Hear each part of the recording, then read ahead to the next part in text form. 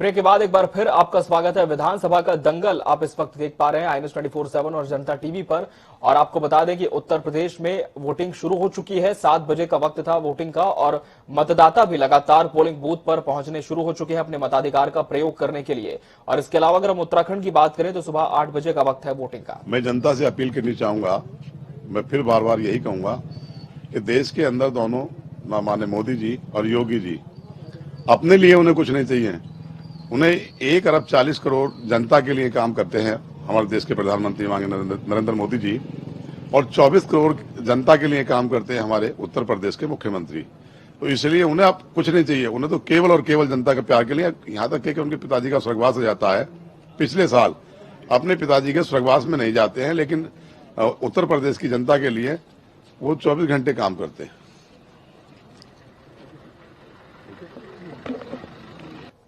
तो अमरोहा से BJP candidate है जो अपनी अपील कर रहे थे मतदाताओं से। और आपको बता दें प्रधानमंत्री नरेंद्र मोदी ने भी ट्वीट किया है।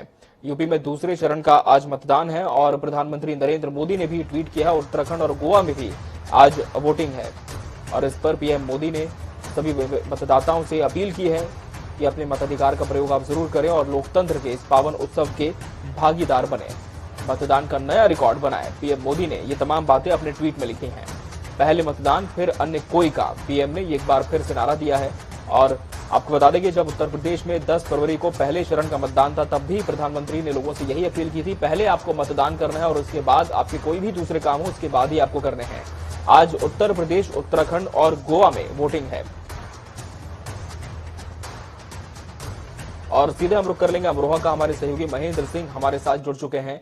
महेंद्र, अमरोहा की अगर हम बात करें तो कितने पोलिंग बूथ यहां पर बनाए गए हैं, क्या कुछ तैयारियां की गई हैं मतदान को लेकर, और क्या अभी इस वक्त आप जिस पोलिंग बूथ पर खड़े हैं वहां पर मतदाताओं का उत्साह देखने को मिल रहा है, लोग पहुंच रहे हैं अपने मताधिकार का प्रयोग करने के लिए?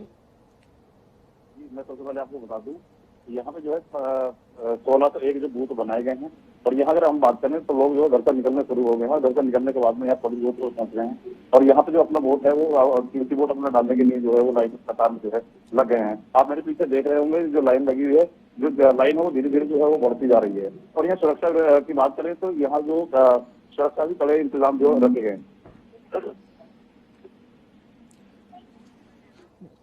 जी, आप जुड़े रहेंगे हमारे साथ। हम रुक करेंगे रामपुर का। हमारे सहयोगी सुरेश कुमार हमारे साथ जुड़े हैं।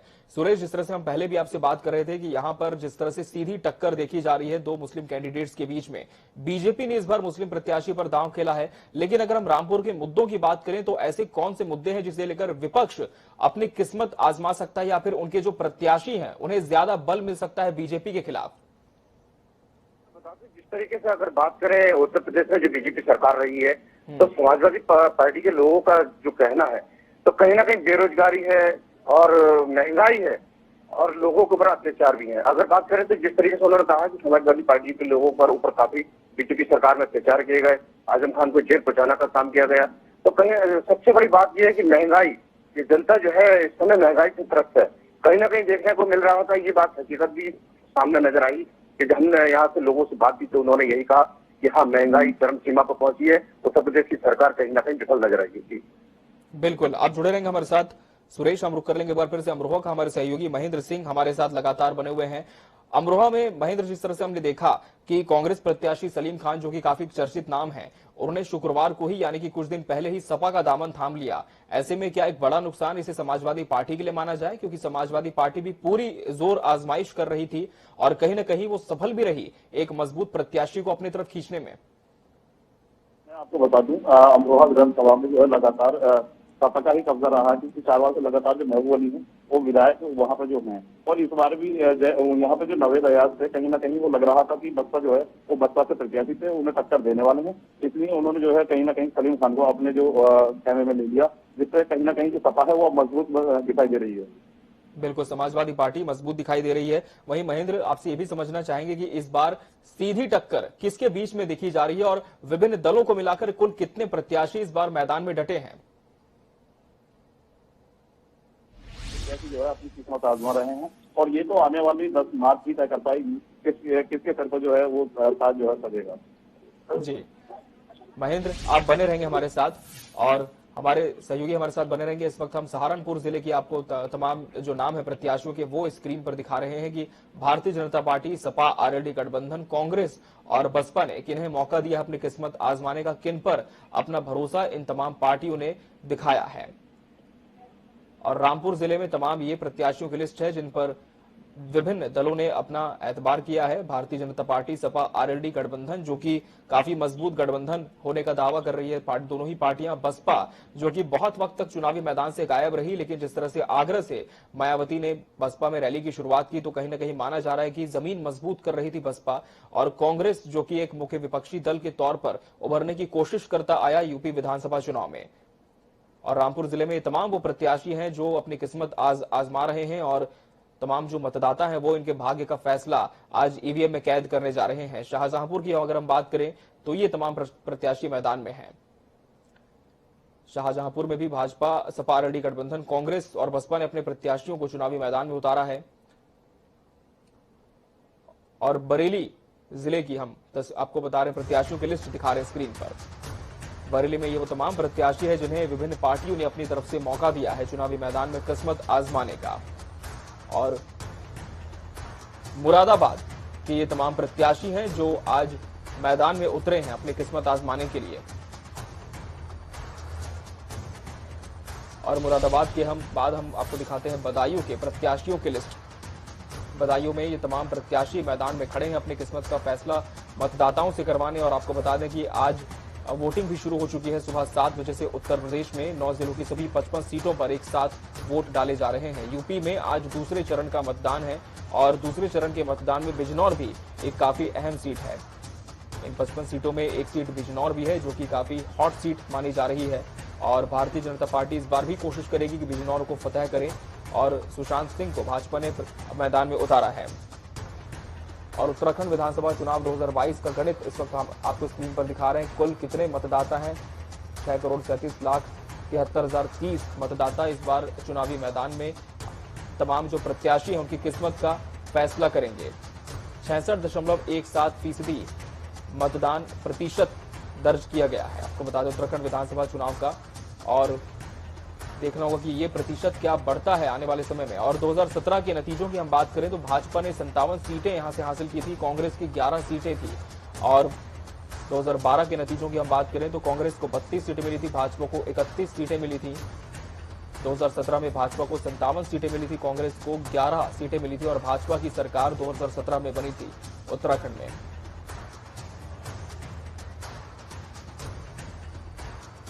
और इस वक्त हम रुक कर लेंगे रामपुर का। हमारे सहयोगी सुरेश कुमार हमारे साथ जुड़े हैं। सुरेश, रामपुर की अगर हम बात करें तो जिस तरह से हम पहले भी बात कर चुके हैं, काफी हॉट सीट है और आजम खान कहीं ना कहीं एक बार फिर से अपनी साख मजबूत करने की कोशिश जरूर इस सीट से करेंगे। लेकिन हाल फिलहाल में जो तमाम घटनाक्रम हुए हैं आजम खान के साथ, वो जेल में भी रहे, तो ऐसे में क्या ये माना जाए कि उनकी जो छवि थी एक दागी छवि के तौर पर एक बार फिर से उभरी है, तो इसका सीधा असर होगा मतदान में भी और उनकी छवि को लेकर भी जिस तरह से बात तमाम की जाती थी और भाजपा भी लगातार निशाना साधती थी, तो क्या इसका नुकसान आजम खान को भी भुगतना पड़ेगा और खासकर उनके बेटे को भी? जी बिल्कुल, बात मैं बता दूं आपको, जिस तरीके से 2017 के चुनाव हुए थे उस समय योगी आदित्यनाथ रामपुर प्रचार करने के लिए आए थे, तो कहीं ना कहीं देखा गया तो जिस समय यहाँ आए थे तो उनका जो है हेलीकॉप्टर यहाँ उतरने नहीं दिया गया था, उसको देखते हुए योगी आदित्यनाथ काफी नाराज भी हुए थे।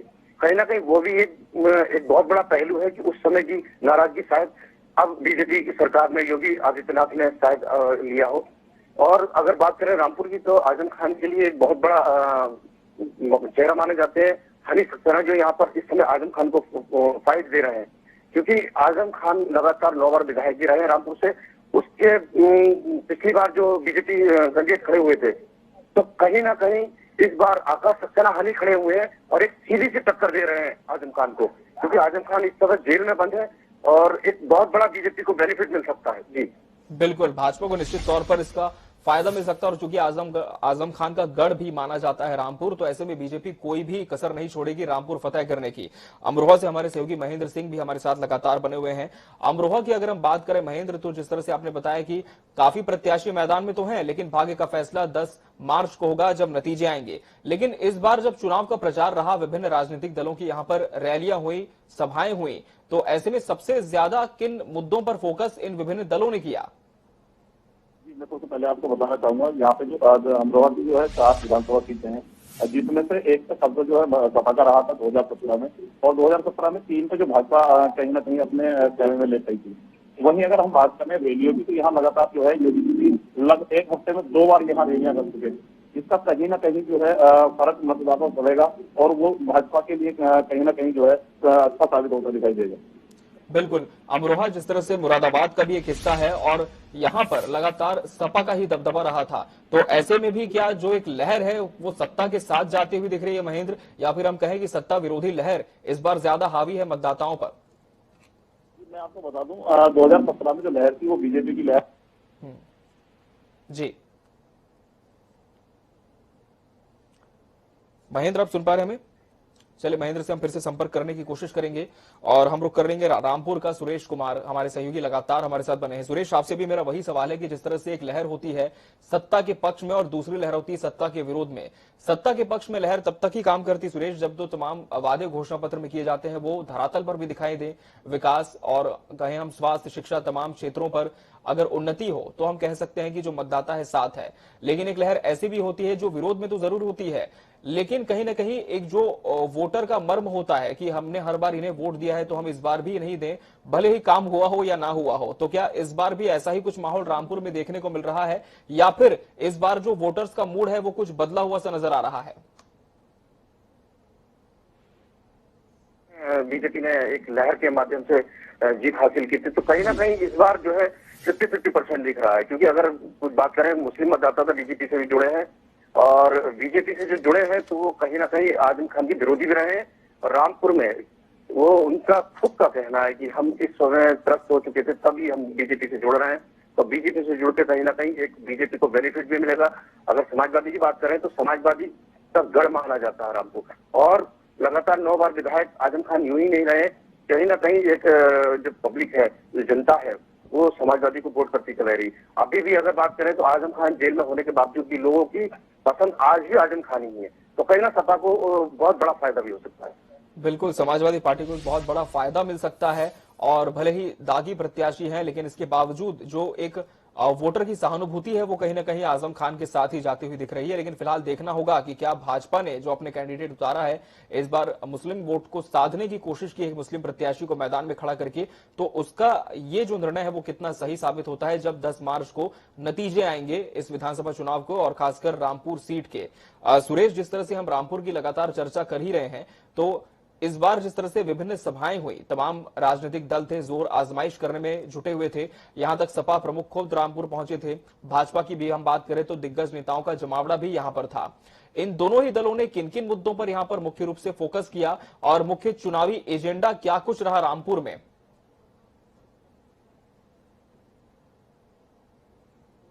ये समाजवादी पार्टी के लोगों का अगर बात करें तो उन्होंने कहा था, जिस तरीके से 5 साल बीजेपी ने सरकार चलाई है तो किन्हीं भी मुद्दों पर बात नहीं की है, सिर्फ एक धर्म की राजनीति भी लड़ाने का काम किया है।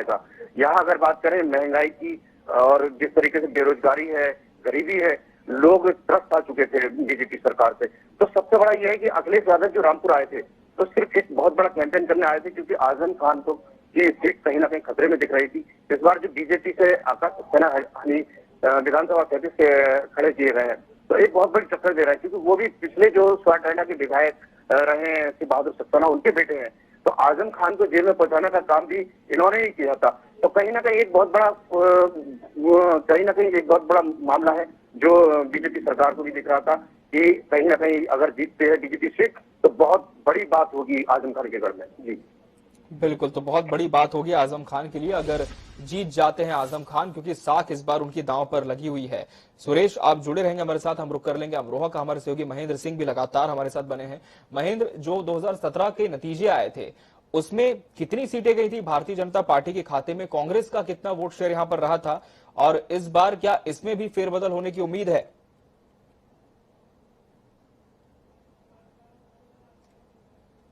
विधानसभा है, इन 4 विधानसभाओं में से जी कहीं ना कहीं भाजपा की जो लहर, लेकिन इस बार किसी भी पार्टी की कोई लहर नहीं है। और कहीं ना कहीं जो सबसे बड़ा मुद्दा है वो किसान आंदोलन का जो मुद्दा रहा है, किसान आंदोलन का कहीं ना कहीं किसान है कुछ परसेंट जो किसान है वो नाराज है और हो सकता है वो बीजेपी का जो दामन छोड़ सकता है। 243 बिल्कुल। तो अब तो बता दें कि इस बार किसी की लहर भी नहीं देखने को मिल रही है, जिस तरह से हमारे सहयोगी महेंद्र सिंह बता रहे हैं अमरोहा में, क्योंकि मतदाता खामोश है और सिर्फ अब 10 मार्च को ही नतीजे बता पाएंगे कि इस बार जो मतदाता का समर्थन है वो किसके साथ गया है, जनादेश किसको मिला है, किसकी ताजपोशी होगी अमरोहा सीट से विधायक के तौर पर। और हम फिर से रुख कर लेंगे हमारे सहयोगी सुरेश कुमार का, जो रामपुर से जुड़े हैं। सुरेश, जिस तरह से 2017 के नतीजे आए थे, इसमें समाजवादी पार्टी के खाते में कितनी सीटें गई थी और जीत का मार्जिन क्या था? पार्टी के खाते में जो है लगभग उस समय 3 सीटें गई थी और 2 बीजेपी ने जीती थी। तो एक बहुत बड़े मार्जिन से नहीं जीते थे, कहीं ना कहीं एक बहुत छोटा मार्जिन था। उसके बाद आजम खान ने जो है सपा सांसद आजम खान ने यहाँ से लोकसभा का चुनाव जीता, तो वो सीट खाली हुई थी। उपचुनाव बीजेपी के समय में हुआ था, तो उपचुनाव में भी तंजीम फातिमा जो आजम खान की पत्नी है वो जीती थी। तो एक बहुत बड़े मार्जिन से ये लगभग 7,500 वोटों से जीती थी। तो यही चीज को देखते हुए बीजेपी एक बहुत बड़ी फाइट कर रही है जी। 7,500 वोटों से जीती थी समाजवादी पार्टी। और इस बार भी कहीं ना कहीं ये माना जा रहा है कि समाजवादी पार्टी की लहर वहां पर देखने को मिल रही है। फिलहाल नतीजे ही स्पष्ट कर पाएंगे कि क्या कुछ मतदाता के मन में था। और ये रामपुर जिले के तमाम प्रत्याशियों के नाम इस वक्त स्क्रीन पर हम आपको दिखा रहे हैं कि तमाम जो विभिन्न पार्टियां हैं उन्होंने किससे अपना प्रत्याशी बनाया है, किसे चुनावी मैदान में उतारा है। और आज इन तमाम प्रत्याशियों की किस्मत ईवीएम में कैद हो रही है। सुबह 7 बजे से वोटिंग शुरू हो चुकी है। और धनौरा से आपको बड़ी खबर बता दें, बूथ संख्या 369 पर ईवीएम मशीन खराब हो चुकी है। धनौरा की अटारी मरीजपुर में ईवीएम खराब होने की घटना सामने आई है। ईवीएम खराब है, लाइन में लगे मतदाताओं में भारी आक्रोश है, क्योंकि सभी वोट करने के लिए पहुंचे थे और 2 घंटे बाद आने के लिए अधिकारी बोल रहे हैं, ये मतदाताओं का कहना है। धनौरा विधानसभा से बड़ी खबर आपको बता दें, ईवीएम मशीन खराब हो चुकी है धनौरा विधानसभा में। ईवीएम मशीन खराब होने की जानकारी मिल रही है और मतदाता ये भी कह रहे हैं कि तमाम जो अधिकारी हैं, जो मताधिकारी हैं, जिनकी ड्यूटी लगी है पोलिंग बूथ में, वो कह रहे हैं कि 2 घंटे बाद आप आइए और वोट डालें। और इसके चलते मतदाताओं में भारी आक्रोश देखा जा रहा है। और आक्रोश इसलिए भी लाजमी है क्योंकि सभी को लोकतंत्र के इस महापर्व का इंतजार होता है। और जो जागरूक मतदाता अपने मताधिकार का प्रयोग करने के लिए पहुंचते हैं, वो यही चाहते हैं कि हम पहले वोट करें और इसके बाद हम बाकी काम करें। और पीएम मोदी खुद ही अपील कर चुके हैं कि आपको सबसे पहले आज जो दिन का काम है वो वोट करना है, पहले मतदान फिर अन्य काम। मुख्यमंत्री योगी आदित्यनाथ भी ये नारा देते हैं कि पहले मतदान फिर जलपान। अब ऐसे में कैसे होगा मतदान धनौरा विधानसभा में, ये बड़ा सवाल है। और चूंकि जिस दिन वोट होता है उस दिन एक एक मिनट बहुत ज्यादा निर्णायक साबित होता है, क्योंकि वोटिंग का रेशियो बहुत ज्यादा इसमें काउंट होता है। और आप सोचिए कि अगर 2 घंटे बाद जो मताधिकारी है वो यहाँ पर वोटर्स को कह रहे हैं कि आप 2 घंटे के बाद आइए, तब कितना ज्यादा नुकसान हो जाएगा। तब तक इस पोलिंग बूथ में कुछ मतदाता हो सकता है ऐसे भी हो जो अभी आप आए हो अपने जरूरी काम को छोड़कर, बाद में आने में उन्हें किसी तरह की परेशानी हो, तो ऐसे में वोटिंग परसेंटेज भी गिर सकता है। फिलहाल देखना होगा कि ईवीएम मशीन की व्यवस्था कब तक की जाती है। उत्तराखंड में भी आपको बता दें, आज सभी 70 विधानसभा सीटों पर एक साथ मतदान हो रहा है और सुबह 8 बजे से वोटिंग शुरू होगी। लगभग 10 से 12 मिनट का वक्त रह चुका है उत्तराखंड में विधानसभा चुनाव की वोटिंग शुरू होने से पहले। और लोकतंत्र के इस महापर्व में आप भी सहभागी हो, हमारी भी आपसे यही अपील है। उत्तर प्रदेश के 9 जिलों पर 55 सीटों पर आज वोटिंग है। उत्तराखंड की सभी 70 विधानसभा सीटों पर आज वोटिंग है और सभी प्रत्याशियों की किस्मत का फैसला 10 मार्च को होगा, जब नतीजे आएंगे। आपका एक एक मतदान बहुत कीमती है। लालकुआं की तस्वीर हम आपको ग्राफिक्स दिखा रहे हैं कि लालकुआं में बीजेपी ने किस तरह से तमाम अपने जो प्रत्याशी को मैदान में उतारा है। भीमताल से राम सिंह कैरा को बीजेपी ने यहां पर मौका दिया है। नैनीताल की बात करें तो सरिता आर्य बीजेपी की कैंडिडेट हैं और तमाम दूसरे दल भी हैं।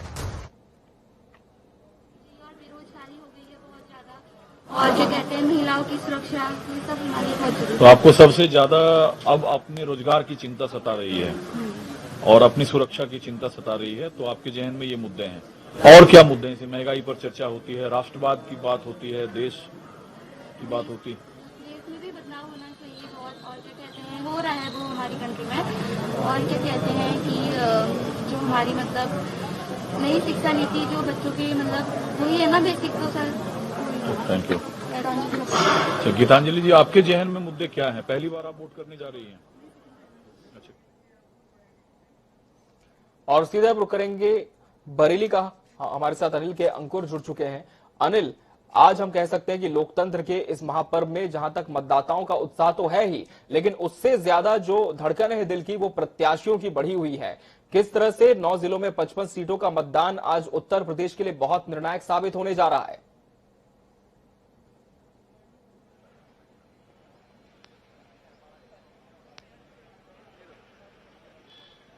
देखिए, सबसे बड़ी बात तो ये बता दें कि जो पश्चिम उत्तर प्रदेश का ये जो आज मतदान जहाँ पे हो रहा है जिन 9 जिलों में, वो निश्चित रूप से जो 9 जिले पहले भी समाजवादी पार्टी से प्रभावित रहे हैं और अब की बार भी देखा जा सकता है कि किसका प्रभाव होगा ये तो मतदान के बाद ही मालूम पड़ेगा। लेकिन आज जहाँ पे मैं खड़ा हूँ, आपको दिखा रहे हैं कि ये पहले सबसे बड़ी बात है मतदान केंद्र का मशीन दिखाना चाहूंगा।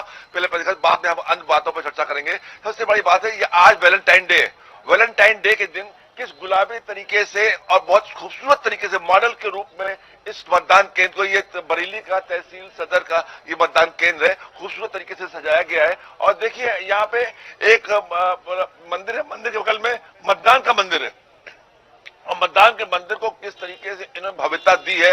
और यहाँ पे इसको मॉडल के रूप में जिस तरीके से किया गया है, मेरे राइट हैंड पे एक पूरे टीम बैठी हुई है सरकारी, जो ऑनलाइन बताएगी अगर किसी का पास का कार्ड नहीं है और तो वो यहाँ पे ऑनलाइन को कार्ड उपलब्ध रहेगी। तो ये तमाम सुविधाएं यहाँ पे दी गई है। और आपको जहाँ दिखाना चाहेंगे कि किस तरीके से सुरक्षा बंदोबस्त है, बाहर से लेकर के अंदर तक लगातार सुरक्षा बंदोबस्त काफी अच्छा दिया गया है।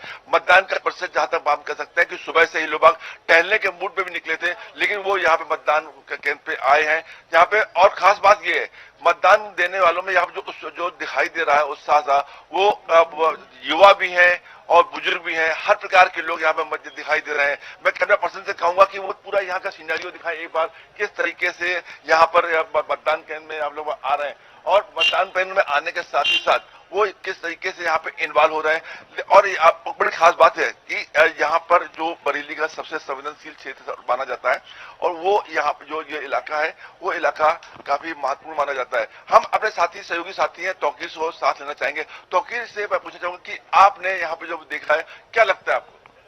देखिए, सुबह से ही यहाँ पे काफी रुझान देखने को मिल रहा है लोगों का। और खास बात है कि जो बुजुर्ग हैं वो सबसे पहले सुबह नजर आए, जबकि ठंड का मौसम है, ऐसे में बुजुर्गों की जो तादाद है वो लगातार नजर आ रही है। इसके अलावा यहाँ पर एक सेंटर बनाया गया है जहाँ पर एक मोबाइल से यहाँ पर पहली बार देखने को मिल रहा है कि लोग अगर कुछ परेशान हो रहे हैं अपने वोटर ID कार्ड को लेकर, तो उनके लिए एक यहाँ पे सेंटर बनाया गया है। उस वहां पर आके एक ऐप के थ्रू उनकी एक ID जनरेट करके फिर उनको मतदान करने का भी मौका मिल रहा है। तो काफी बार देखा गया है पिछले चुनाव में भी कि लोग अपने नाम को लेकर, लिस्ट में नाम न मिलने को लेकर परेशान रहते थे। तो इसके लिए वो एक ऐप तैयार किया गया है और उस SC विजिल के नाम से उसमें भी लोगों को सहायता मिल रही है। और खास बात है कि यहाँ पर बरेली में जो वोट परसेंटेज है वो पिछली बार भी बहुत बेहतर था और इस बार भी लगता है कि जिस तरह से लोगों का रुझान सुबह से ही शुरू हुआ है, तो वोट परसेंट फिलहाल बरेली में तो बेहतर जा सकता है। तो जैसा कि आप बता रहे हो कि यहाँ पे वोट परसेंटेज अच्छा जाएगा, जो यहाँ पे वो आपने भी देखा कि बुजुर्गों का आना काफी है, तादाद में काफी संख्या में है, तो ये किस बात का साइन है, क्या प्रतीक है जो ऐसा दिख रहा है आपको? देखिए, जो पश्चिम उत्तर प्रदेश की बात करें तो जिस तरह से पहले चरण का चुनाव हुआ और वहां पर 60% से ज्यादा का चुनाव हुआ और अब जो दूसरा चरण है ये, और इसमें भी जो जिले हैं वहां पर भी माना जा रहा है कि वहां पर भी वोट प्रतिशत बेहतर हो सकता है, क्योंकि अगर पिछले 2017 की तुलना में करेंगे तो वहां से थोड़ा सा जो पहला चरण था वहां से मतदान कम हुआ था। लेकिन ये फिलहाल ये जो मतदान है ये अब के ज्यादा बेहतर हो सकता है, क्योंकि जिस तरह से सुबह 7 बजे से पोलिंग शुरू हुई और उसके बाद से ही लोगों की तादाद जो नजर आ रही है उसमें लगता है कि जो ये तादाद है वो ज्यादा बढ़ सकती है और वोट परसेंटेज जरूर बढ़ेगा। जी, तो हमारे स्टेट हेड अनिल के अंकुर हम तक तमाम तस्वीरें पहुंचा रहे थे। आप बने रहेंगे अनिल हमारे साथ और यहां रुकेंगे फिलहाल एक ब्रेक के लिए। ब्रेक के बाद भी विधानसभा का दंगल लगातार जारी है।